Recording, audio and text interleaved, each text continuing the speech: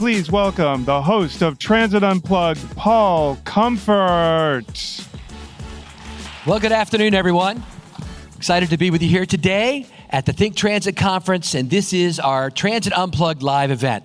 So happy to have with us four of our nation's, and actually North America's, leading transit executives to kind of pull back the curtain a little bit and share with you their lives, about their careers, and a little bit about what the future of public transportation looks like. And they're going to dive into current challenges they're facing today. It's not every day you get an opportunity to hear from a CEO kind of in an unplugged setting, and that's what Transit Unplugged is all about.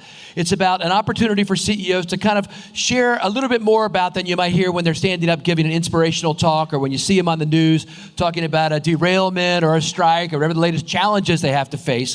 One of the things people may not realize is that when you're a CEO, all the easy decisions have been made before it gets to your desk. So the challenges that come to your desk are the ones that other people could not solve. So I'm also going to ask them to kind of unpack their thinking process and how they address challenges. And I believe this will be a help to all of you as you work to address the challenges you face on a daily basis. You may be aware Transit Unplugged is a podcast. If you don't listen to it or subscribe, I encourage you to do it. It's free. It's once a week. And it's this type of conversation with an individual transit leader. It's sponsored by Modaxo and also by Trapeze and Vauntus and all of our companies as a gift to the public transportation industry, sharing the light on best practices and other leaders. Let's welcome our four guests. So when I pulled together the panel for this year, one of the first people I thought of was Doran Barnes. Doran is a real industry icon, one of the godfathers of our industry, former chairman of APTA and CEO of one of the most innovative transit systems in the country, which is Foothill Transit in California. Doran, thank you for being with us today. Oh, it's a pleasure to be here. Monica Backmon is with us from the Northern Virginia Transportation Authority. I got to make sure I say the last word right because there's also a commission, and both their CEOs are here. Kate Mattice is here as well, but they work in that capital region. She's going to talk today about what's happening in Washington, D.C. with transit and her role there. Thank you for being with us, Monica. Thank you for having me. And then, of course, my good friend, Erinn Pinkerton. Erinn's been a good friend of ours for a long time. She heads up the transit system in British Columbia, Canada, and has a service area. I don't want to steal your thunder, but it's bigger than you would imagine. I'll let her give you the number. Thank you for being with us. 365,000 square miles. How do you like that? 1,000 miles for every day of the year. And then Billy Terry is here. He's the executive director of the National Transit Institute. Appreciate him being here. Our good friend Ulysses Cleckley couldn't make it. He had a last-minute board meeting. One of the many hazards of being a CEO. So many times those kind of things happen. But I really appreciate you stepping in. Billy leads our nation's transit training efforts at Rutgers University. Thank you so much for being with us on the panel today, Billy. Hey, let's get it. So first off, we'll give you an opportunity to get to know each of them, and then we'll dig into things. So Doran, tell us a little about yourself and what you do.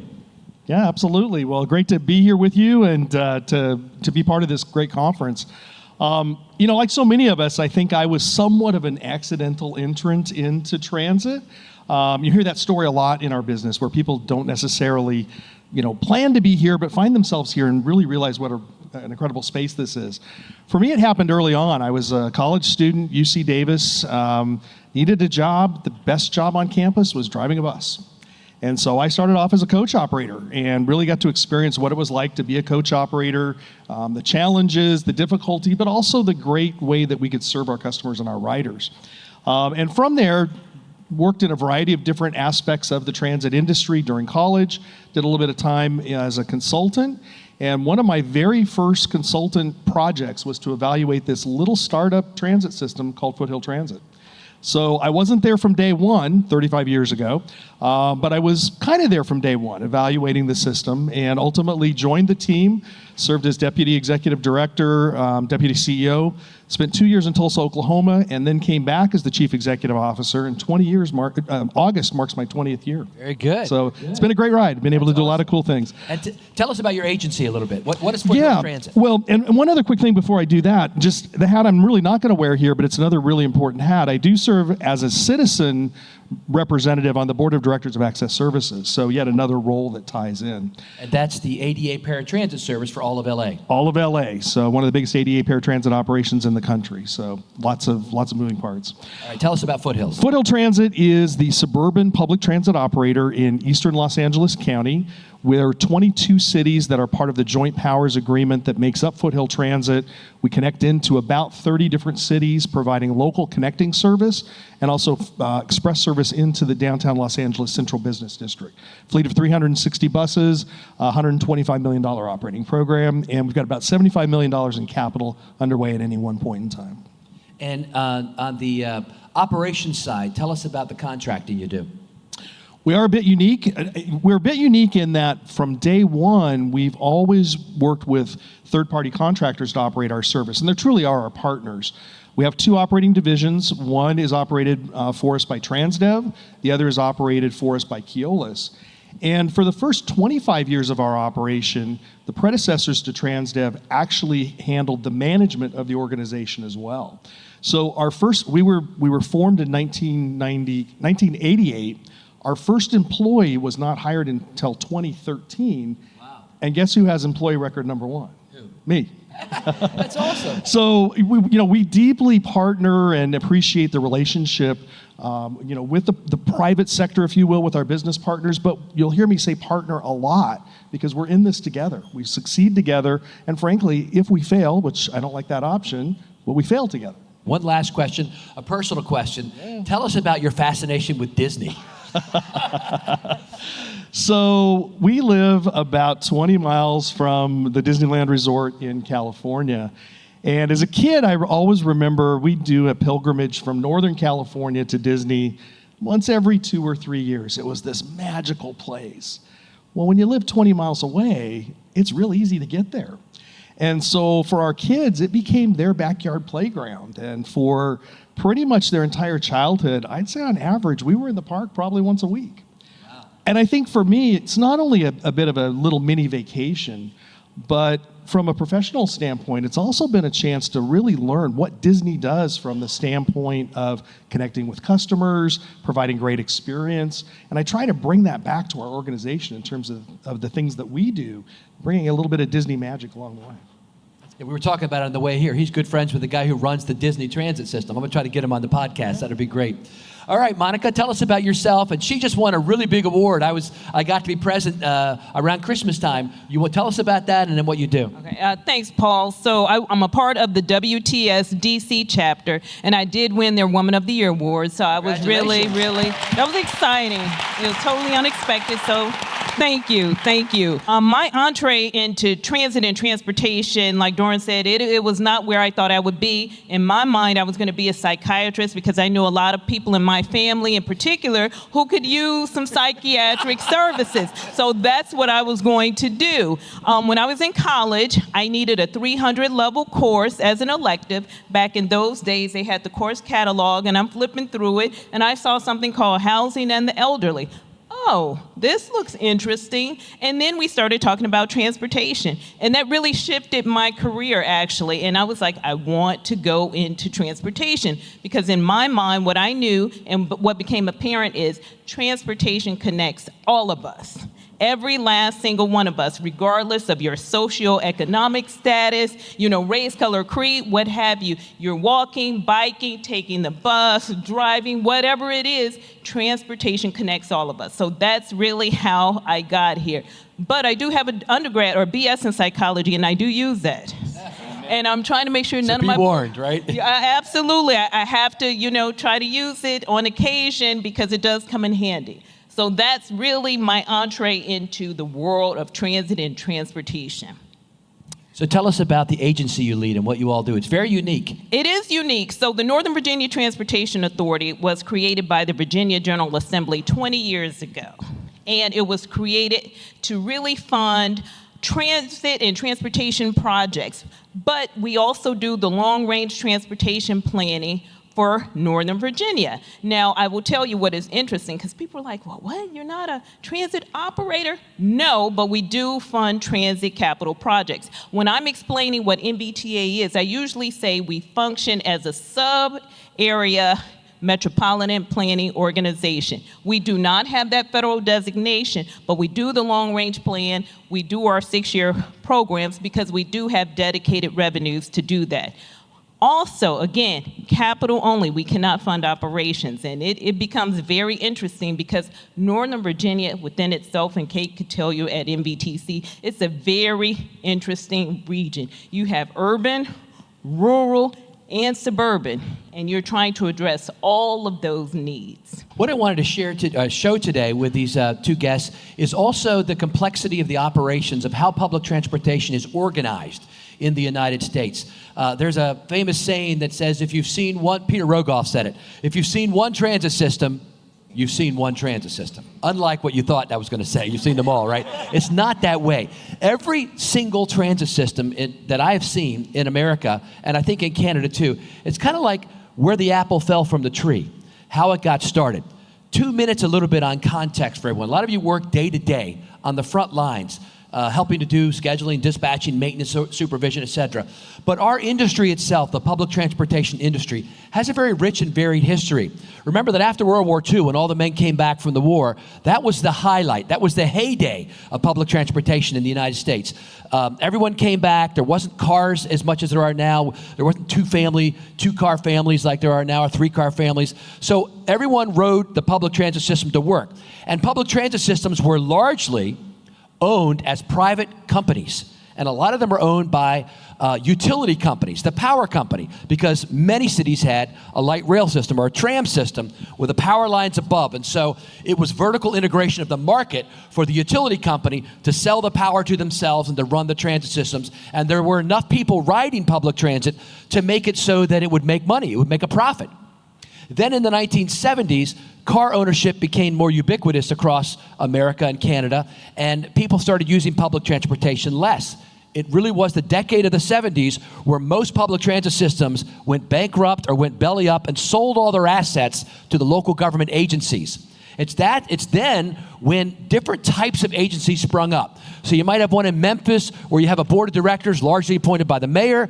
You might have a public transit authority like WMATA, Washington Metropolitan Transit Authority, SEPTA, Southeast Pennsylvania Transit Authority. These are quasi-governmental agencies set up that have board members from all the funding jurisdictions. So WMATA, which is in our area, is funded by Maryland, Virginia, Washington, D.C., and now the federal government. They all put money in every year to keep it going because it serves the whole region.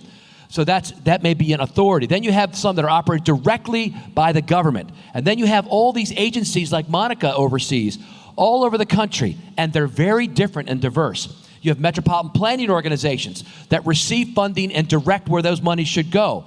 Sometimes it goes to the state government, like in Maryland, where I was CEO of the Maryland Transit Administration. And the money came down to the State Department of Transportation, and then it was spread out through the MTA to 24 smaller transit systems in places like Annapolis and Ocean City, et cetera. So it's very interesting to see how all this flows. So I wanted to show a full perspective on how that's done in the United States and also give you ideas and opportunities. Like Dr. Philbrick said when she was up here on our keynote speech, there is a place and an opportunity for almost every skill set to work full-time in the public transit industry. It's not just drivers, it's not just mechanics, it's not just dispatchers.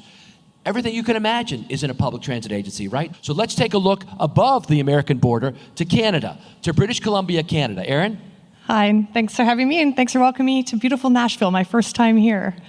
Let me just describe how I got to where I am. I am a second-generation transit in my family, and I tried to actually run from it.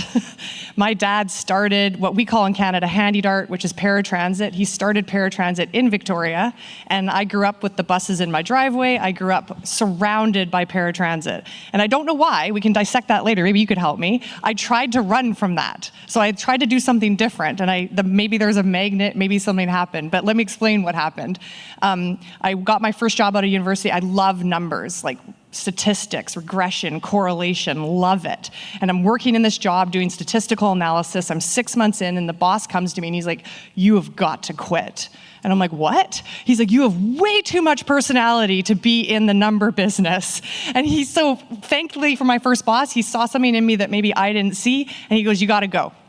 So I thought, where should I put my energy? And at the time, so where I live in British Columbia, we're a coastal community. We have many, many, many people and residents who live on islands. And I live on an island. And so we have two kind of public transportation. We have ferries and we have buses. And at the time, there is no choice riders for a ferry. You either leave the island or you don't. And so think about that in terms of a business model. And growing up on an island, dependent on a ferry system, you can imagine the frustration you would have as an islander. And so if you can't fix it, join them. So I joined the public ferry company with this almost like level of like rage and excitement, because I'm gonna fix it all, only to find out and be fascinated that it's way more complex behind the curtain, behind the door, under the carpet. It wasn't as easy as I thought it was. And so I spent my early part of my career there. And then our government wanted to look at light rail for Victoria because our population was growing. We have massive traffic problems. So they tapped me to run the light rail project. So trying to get a light rail project off the ground, $5 billion potential project. I failed miserably, and so what they did is they made me CEO. I mean, Failing upward. Yeah, I jumped a couple years there, but that's my joke, is like, you got to try, and my only thing that I can tell you is I said yes to every opportunity, and so when the opportunity came, I jumped. So somehow the magnet of my dad's career has led me back to here, who is BC Transit. So we are in Canada, we call it a crown corporation. We're appointed by government. We're, I guess you could call it state run. Is that the best? Province, yeah. So we cover the entire province, which is except Vancouver, which is TransLink. So if you see the SkyTrains, you know Vancouver, that's a different agency.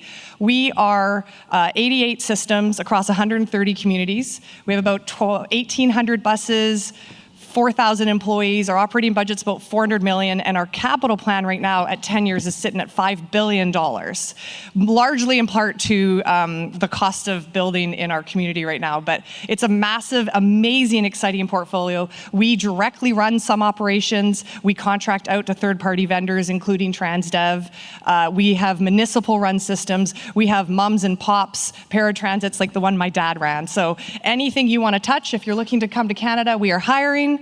We have endless amounts of vacancies. It's a fascinating way because we touch every part of the business. Couple comments that I think about when you're talking. My favorite picture of Erinn is a picture when Justin Trudeau, the Prime Minister, visited you. Tell us about that. They're walking, with their hair flowing. And, Justin Trudeau is a very handsome man. It was a great picture of them walking together. Yeah, so our Prime Minister came out to Victoria, and we were announcing our zero-emission bus funding, and he wanted to do it in Victoria, and so you would have seen us together and announcing the funding, and there was a little bit of a battle back and forth around the hair and the height. Behind the scenes, like who's going to go first, but it was very exciting. And as our federal government is very supportive of zero emission. We have a significant funding program to go to zero emission from the feds. Similar to the states, I assume the federal government does not fund operating though. And so, we have a rich capital plan, and we're still trying to figure out where to find those pennies and dollars to actually run the service. One of the great things that happened during the pandemic was CUDA, the Canadian Urban Transit Association, really led the effort. Marco D'Angelo, my friend who's the executive director there, pulled together the transit agencies and really lobbied their federal government heavily. And for the first time ever, they provided some assistance in operating dollars if it was matched by the provincial aid, right? Yeah, it was around $5 billion of COVID relief funding that we called, and it gets prorated to each province based on your ridership pre-COVID.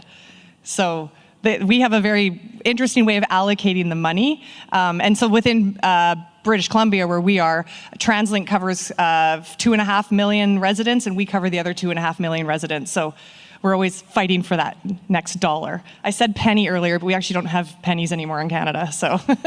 Is that right? Yeah, we got rid of them. Wow, that's interesting. I didn't know that. Yeah. The other fun memory I have is when I visited her a few years ago, I took a seaplane in. And so it's like, a little Piper Cub plane, but you land right in the harbor at Victoria. It's just phenomenal coming in like that way. Yeah, the only way onto our island is plane, float plane, helijet, helicopter, or the ferry. So come visit Vancouver Island. We're about 1 million people now on the entire island, and it's a beautiful place to be. And we're going to dig into a little bit on the fuel situation in just a minute with Erinn, what's happening up there, because it's a little different than other people are doing. I wanted to bring that out and highlight it. So let me ask you all a question. This is a participation question. What do you think the number one challenge is right now for public transit agencies? So for the last 6 months after kind of the pandemic is pretty much over, right? At the end of last year, everybody declared, okay, it's over. What has been a challenge for every transit agency? Couple hands, maybe. Anybody got any ideas? What you think the number one, yes, staffing. You got it. Were you going to say that too? Right, staffing. So that's why I asked Billy to come here. Our number one need is well-trained, competent individuals, people, to do the jobs that transit requires. And unfortunately, our industry's been hit, just like every other industry with, where'd everybody go? Where did everybody go? Where'd they go, Billy? They're at home shopping online. Thanks for having me, Paul. Full disclosure, at the National Transit Institute, we are couched within the School of Public Policy at Rutgers University. We joke, we say, we're 31 years old, still living in our parents' basement, right? So NTI has been around 31, 32 years, and we are so blessed to be funded by the Federal Transit Administration to be the training arm for the industry.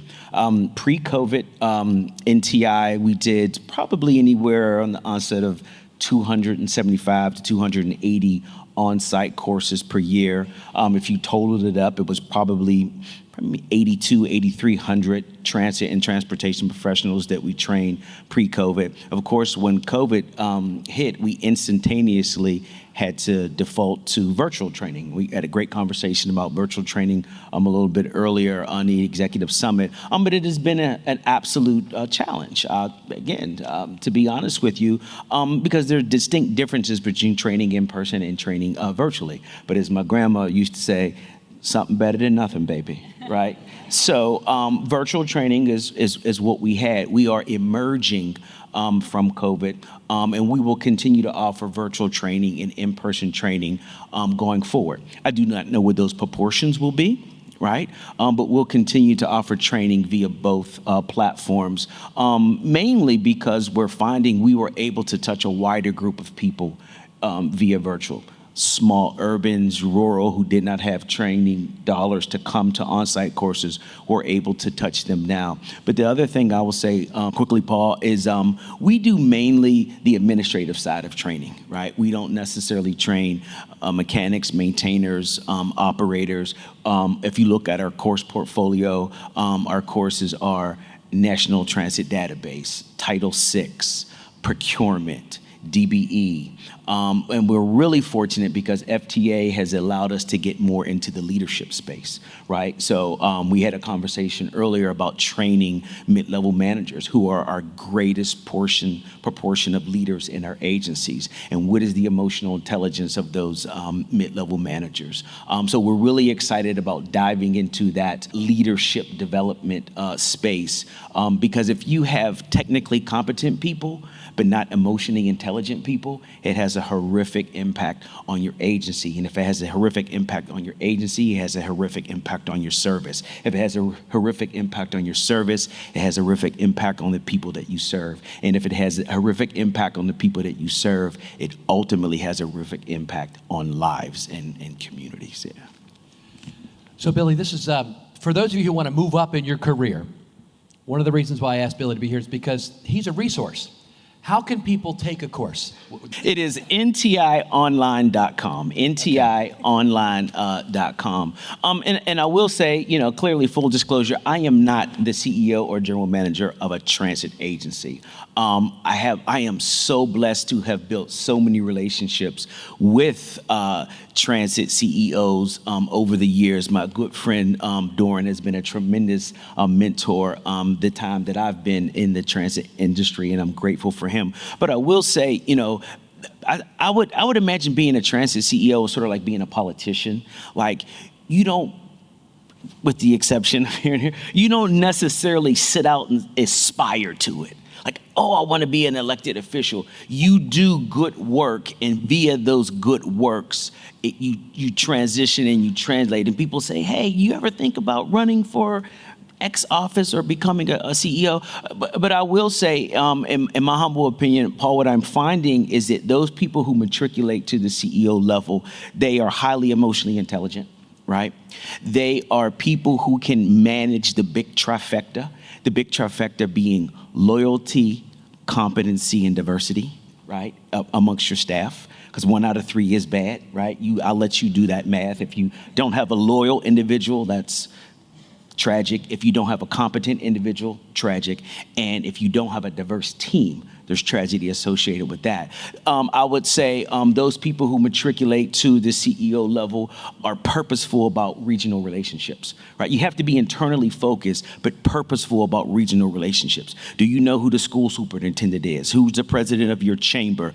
The president of the community college, right? Intentional about those external relationships. And then very quickly, Paul, I would say that understanding that the notion of culture osmosis, right? And so what I mean by that is that we have conversations about the culture of an organization that have been established for many, many years, right? That's how that organization derived that culture. And when you come in as a CEO, it does not work by osmosis, right? And you have to be content of what things am I going to implement that may not manifest for a while. We use words like fix and solution. Maybe it should be alleviate and move forward sometimes. So I would say humility, high emotional intelligence, developing regional partnerships are some of the key elements of people who matriculate to CEO level. All right, Monica, I'm going to go to you next. So Monica mentioned during her opening comments, you have a 17-member board. 17. Tell us how you navigate that. Billy's talked about you're basically a politician. A lot of your board members are politicians, right? Yes, they are either the mayors or chairs of, we have what we call 9-member jurisdictions here. Northern Virginia is comprised of 5 cities, 4 counties. And then the Speaker of the House of Delegates gets to appoint 2 members. And then I have a senator. And I have a mayor from one of the towns with a population of 3,500 or more. So out of my 17 members at any given time, 13 are elected officials, and then 9 are the highest ranking elected officials. And you have to have a certain psychology to this, as Billy said, and your emotional intelligence. I know what I need to get them to get me and the organization to a place where we need to be.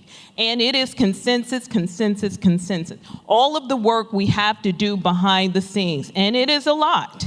It is a lot for them to be able to walk into the room and vote accordingly. I like unanimous decisions that go in our favor. What I do not like is when they get to the meeting and there is discourse and things of that nature, because now I'm like, me, because the buck stops with me, did I fail at some point in talking to who I needed to talk to? And it's oftentimes not always the elected official. It's their chief of staff, their DOT head. You know, again, getting to those relationships, having the relationships so that you can get what you need to advance the organization. Like we were saying, and I'm not a transit provider or not a transit operator, but we fund various transit programs. We have $1.2 billion, $3.2 billion worth of projects we're advancing. So everyone is vested, but it is understanding the psychology, because for elected officials, they have constituents that they have to go back and face. And what tools can I give them to be able to go back and face their constituents sometimes when it doesn't go their way? So it takes a lot of relationship building and a lot of consensus building to get us where we need to be. In your job there, what percentage of your time would you say is spent on, and this isn't pejorative, board management? Oh, 80%. 80%.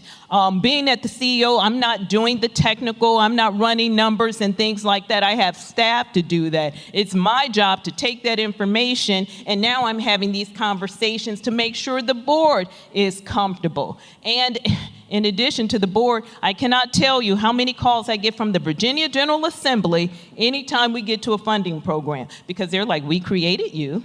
You should be investing in certain type of projects. So now I'm having conversations not only with the 17-member board, but and I won't say how many, but members of the Virginia General Assembly as well. So it's at least 80%, because I'm taking the information my staff has given to me. We're having these conversations. I'm like, this is how it works for the good of the region.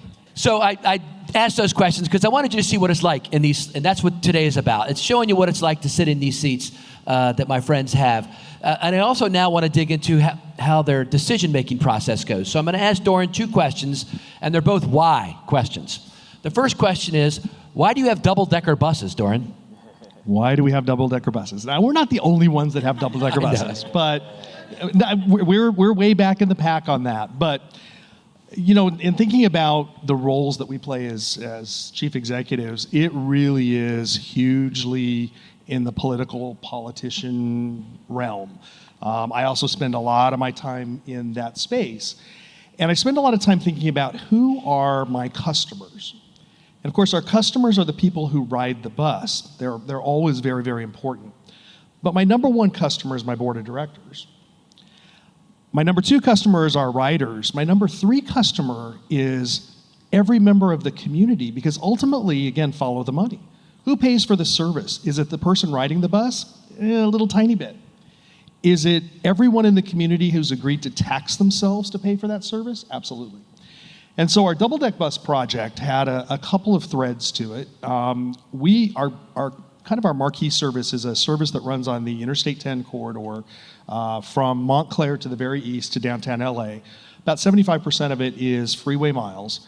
And we brand it as the Silver Streak along that corridor.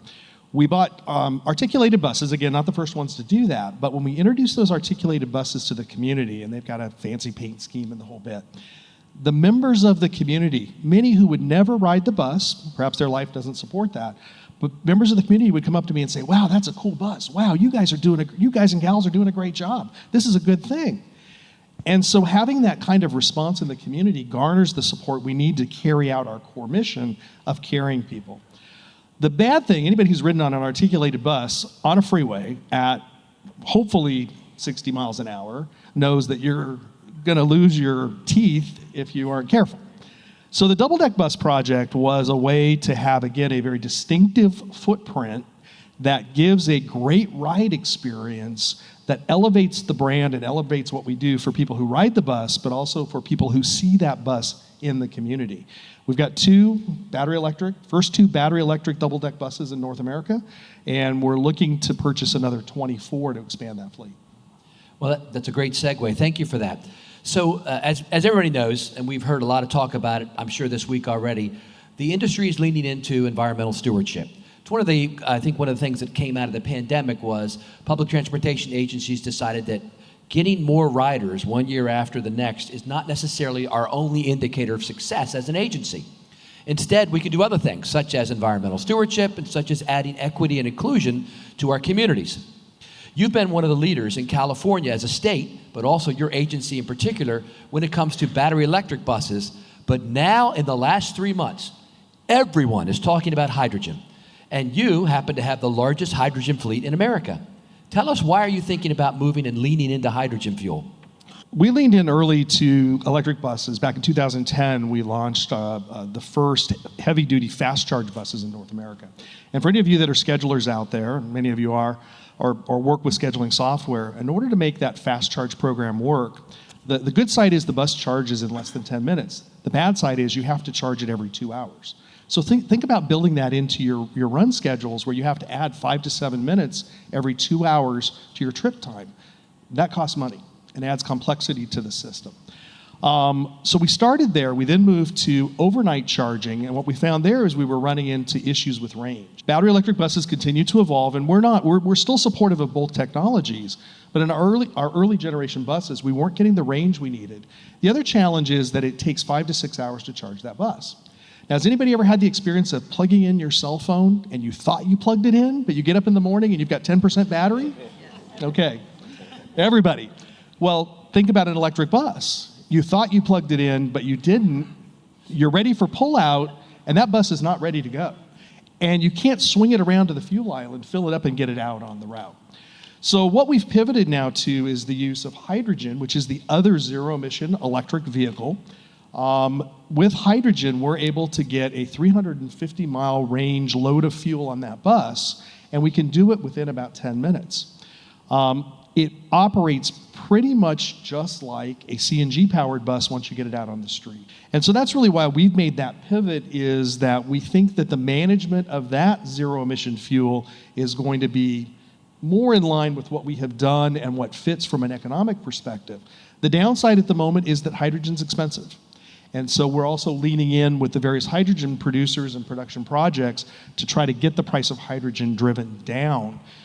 So with all of these technologies, we're early on, and there's still things to be learned.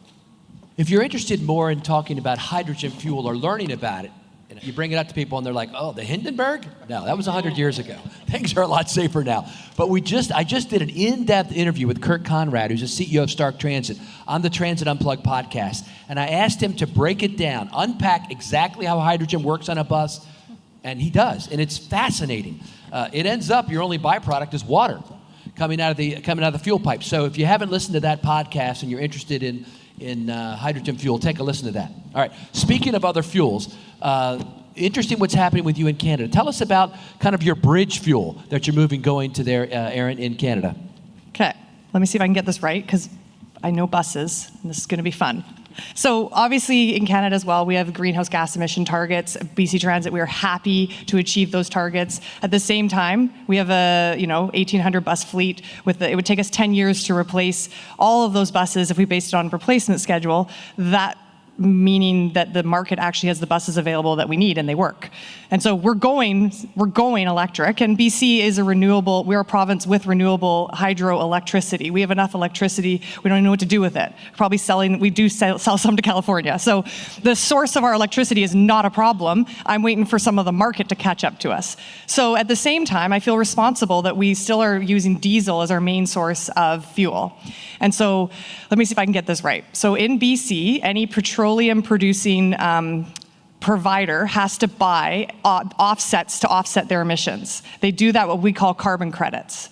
If you are a producer of a zero emission type fuel, you get to earn carbon credits. So you then go earn those and then you sell them on the open market. We have CNG, 250 CNG buses, and we produce the natural gas right on our site. Because we compress the natural gas on our site, we earn the credits. So we've got this little credit bank that creates a little revenue source that is allowing us to offset some alternative fuel products to reduce GHGs. So you're with me still? We're with me? So RNG, which is renewable natural gas, which you can buy to fill the pipeline for CNG, it's a off gas of decomposition of organic materials. You can insert in your brain what you think that might be. RNG is great. We talked about that. It reduces your emissions from CNG, which is about 8%, down to 85%, but it's expensive. And I already mentioned, I don't have a single dollar to spend anywhere. So sell my carbon credits, use the RNG, but I only have 250 CNG buses because CNG buses, you need to get the CNG to the site. The shops have to be upgraded to gaseous code and, right? So then I'm still sitting there going, well, 80% of my fleet is still diesel. Ugh, what am I going to do? Here it comes. Get ready. BC Transit branded sunglasses for whoever can shout out what HDRD stands for. Anybody? Please don't make me remember it. Come on. Okay, I guess they're all mine now. Hydrogenative derived renewable diesel. It is a green diesel product that is expensive. So again, it reduces your emissions by up to 95% if you can get it into your buses, but you have to buy it somehow. So we've secured about 2 million liters of this HDRD that's going to allow us to meet our 2025 targets for GHG reduction without ever having put an electric bus on the road. It's amazing in terms of that cycle that I just walked you through. HDRD, though, goes directly into your bus. This is not just RNG, which is in the pipeline. So we are actually testing it to make sure we don't screw up any unintended consequences within the engines and all those other parts that I don't understand. But we are there's things you can do that might not be the direct pathway to the electric, because I still think we need to bridge. And I still think that there's not a one-size-fits-all solution. I know at BC Transit, our first 500 buses for electric are, I'm going to say, easy. But after 500, it's going to get harder and harder and harder. And so I do think the industry is going to need to think about alternatives to how do we achieve, I call it low carbon, not zero emission. How do we achieve low carbon using all of the tools in the toolbox, not necessarily pointing to one type of technology? So hopefully I did that all right for the people in the room that understood what I was saying. I'm still willing to give these away. There'll be a test at the end, if you can remember that, right? Let's pivot now, Billy, to the human side. So we've gotten into the technical side. We've come out of really one of the most weirdest, oddest situations that the world has ever had, right? This 2-year lockdown of COVID where we couldn't interact with other people. We were doing everything by Zoom except for our drivers and mechanics who had to be out there every day, and supervisors, et cetera. But for those in the room here today, as we look now to what the future holds for us, where can we start on ourselves? Improving. My dad used to always say, you need to try to improve yourself every day.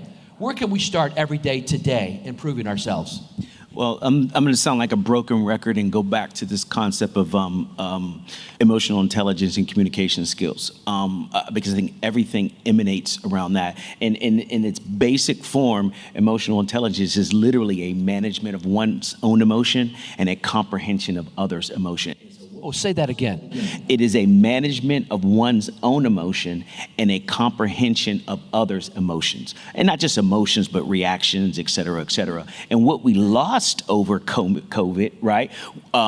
We are in a virtual world in need of human interaction, right?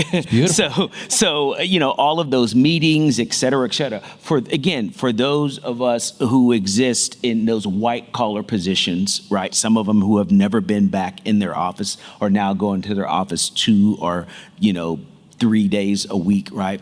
What we're finding is a tremendous demand in those communication skills. So we launched a course called Business Writing It Right.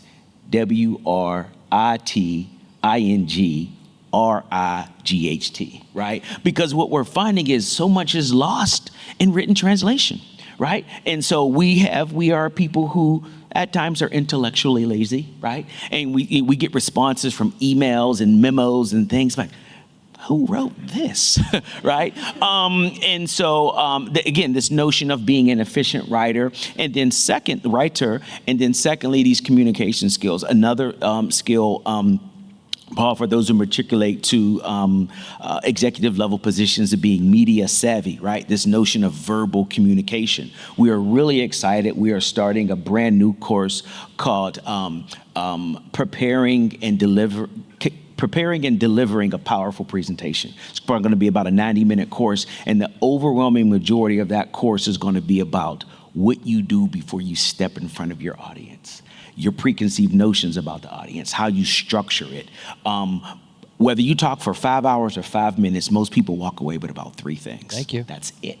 And so what we're focusing on, Paul, again, FTA has given us a tremendous opportunity to step into that leadership and emotional intelligence space. And part of how we emerge from COVID is about enhancing our communication skills.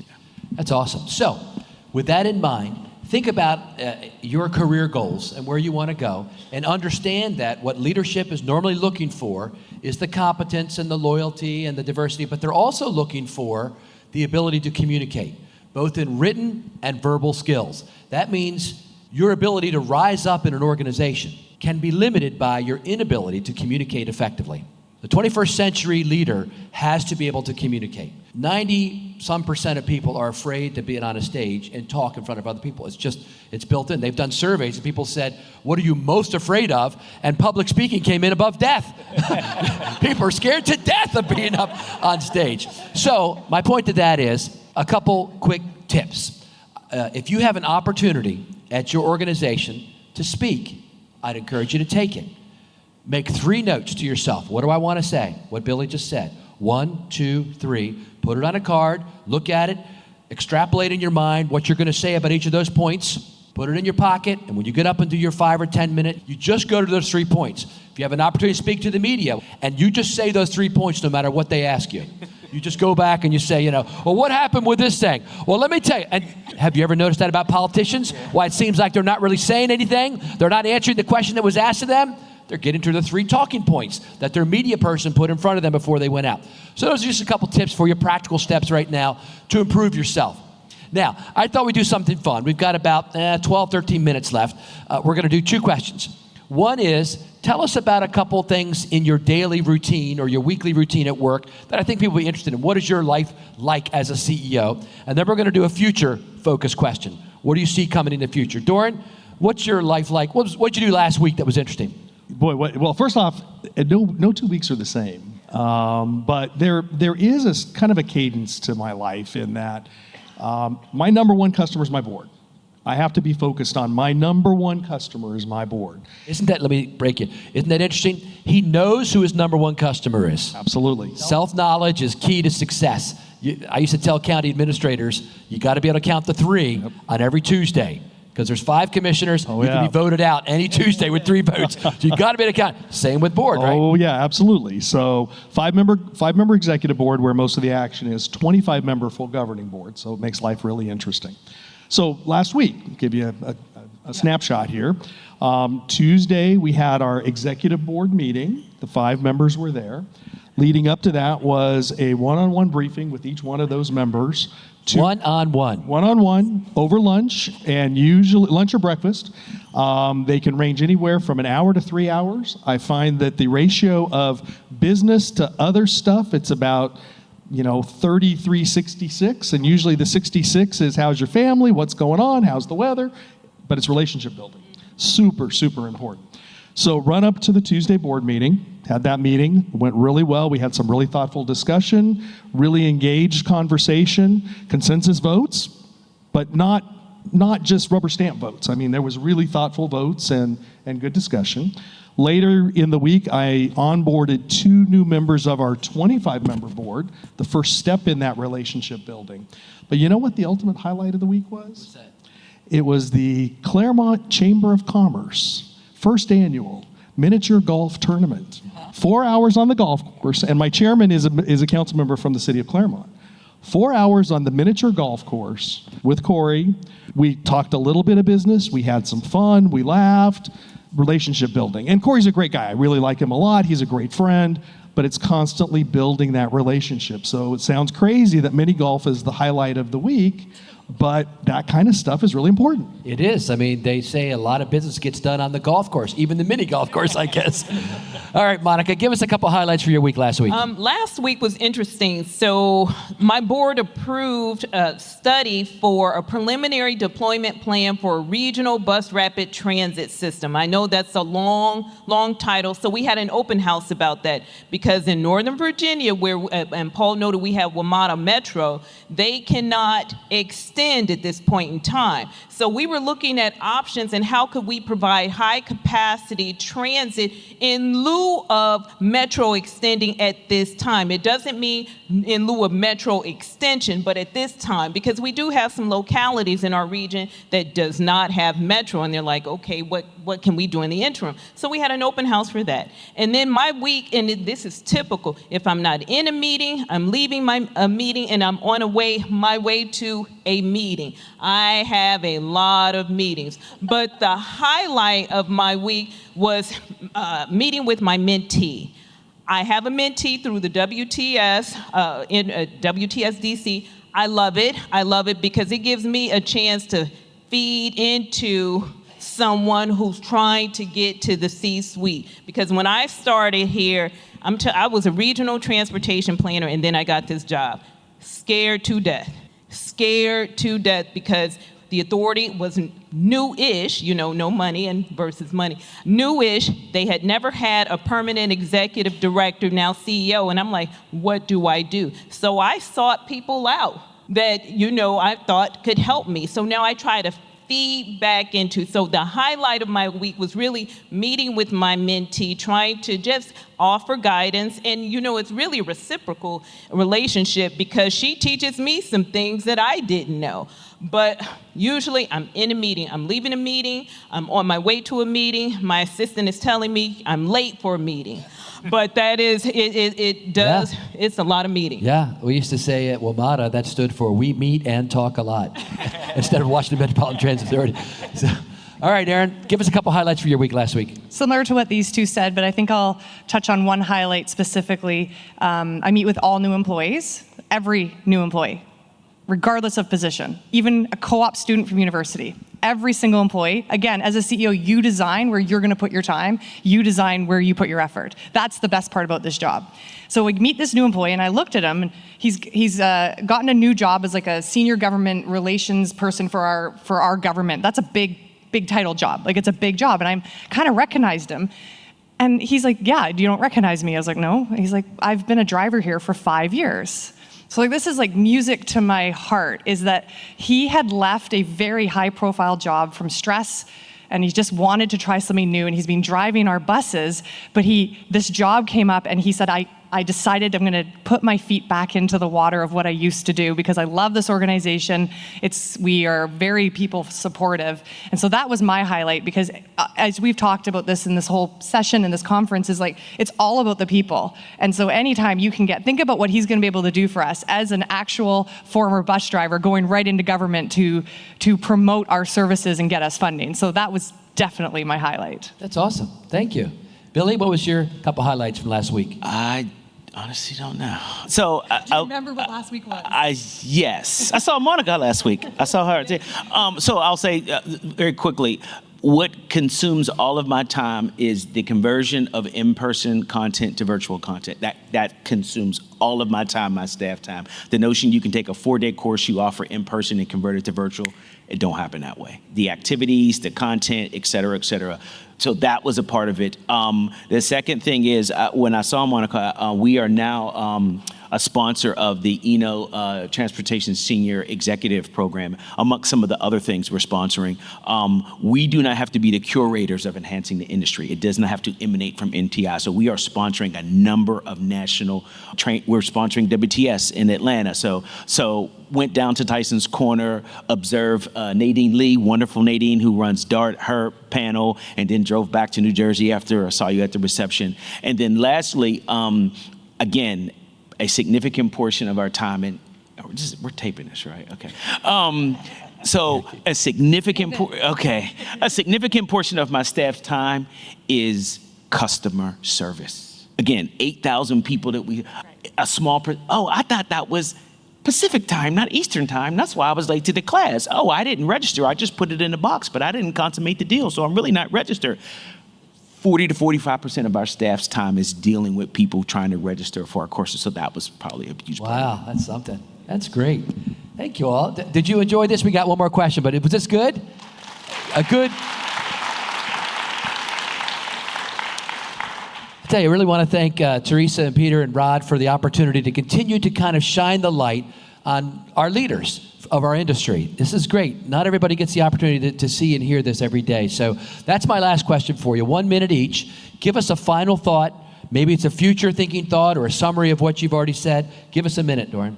All right. Well, the minute I'm going to leave this panel with, or this discussion with, is that if you look around this room, if you look around this event, we are all part of this transit family. Doesn't matter what your job is, doesn't matter what your role is, we are all part of this collective family.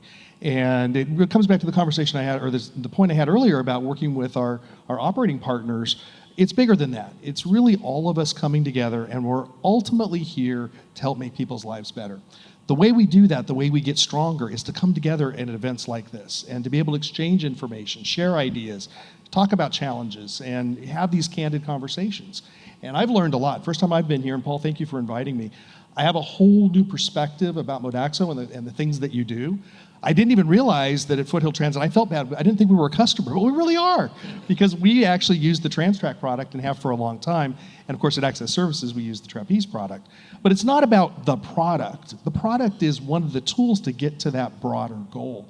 And so I applaud Modaxo, Paul, I applaud you for bringing this group together, for bringing this conference together, for having these conversations. Again, lean into the family. That's how we become strong. It's awesome. I can tell you, and I didn't tell him to say this, but when I was at a low point in my career, I reached out to Doran within hours after a low point in my career, and he was there for me as a partner and kind of guiding me through, okay, make sure you do this, make sure you don't say that when the Washington Post calls. I remember that conversation, Doran, and he was been a good friend of mine, and that's what it's all about. It's being there for each other in the tough times as well as the high times. Monica? And to piggyback off of that, Paul, I would say get yourself a good mentor. Regardless of where you are, even at the CEO level, I have a core group that I'm always talking to because sometimes I need to talk and I need advice and input. Get yourself a good mentor. And then someone is always watching you. If you're working hard, they're watching, and if you're not working hard. And don't think that your work is going unnoticed. Someone is watching you, and your time will come as you continue to put in that great effort. That's wonderful. Thank you, Monica. Great advice. Erinn? I think a classic cliche of like pay it forward. We're in this industry because we're here to do it for the community and the customers and the communities we serve. So we're all here for the people. We're not here for profit.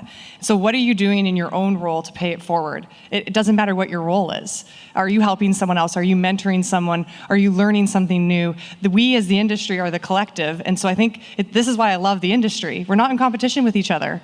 We can all share and learn. And so that's my thing, is what have you done today or tomorrow to pay it forward within the industry? And if we can all do that, I think we can all become better. Wonderful. All right, Billy, bring it home. Leadership is lonely, and it doesn't always feel good. And if it doesn't feel good, that doesn't mean you're not doing the right thing. Create space for people to learn and grow, and don't be disappointed when everybody doesn't want a ticket on that bus. Everybody doesn't want to be a leader. Everybody doesn't want to grow. Identify those people that do and support them. It's beautiful. Thank you all. Have a great rest of your day. And they'll be standing around if you want to come up and chit-chat with them some at the end. Thank you. Thank you for listening to this week's special episode of Transit Unplugged, the live CEO Roundtable from ThinkTransit with our special guests, Doran Barnes, Monica Backmon, Erinn Pinkerton, and Billy Terry. And next week on Transit Unplugged In Depth, we have Rick Ilgenfritz from Community Transit in Everett, Washington, talking to Paul about delivering transit in his community. Now, don't forget to go to transitunplugged.com to sign up for the newsletter, so you're always in the loop with whatever's going on with the show. But if you have a question, comment, or would like to be a guest on the show, email us at info@transitunplugged.com. So until next week, ride safe, ride happy.